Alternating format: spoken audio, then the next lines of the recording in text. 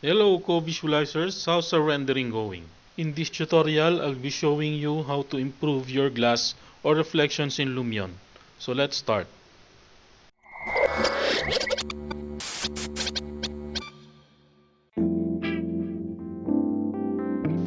There are ready presets of glass materials in Lumion that you can use, but giving a more realistic feel in your composition makes a big difference when you apply this reflection effect properly.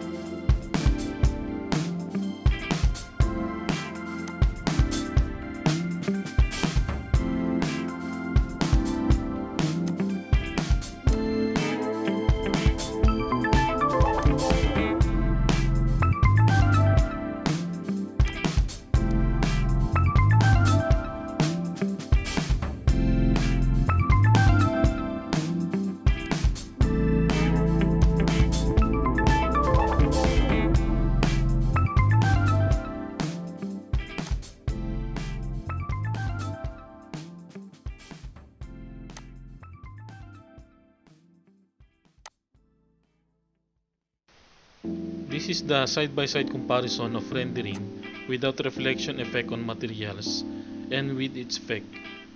Now you can see that you have more highlights and clear reflections with the reflection effect on materials.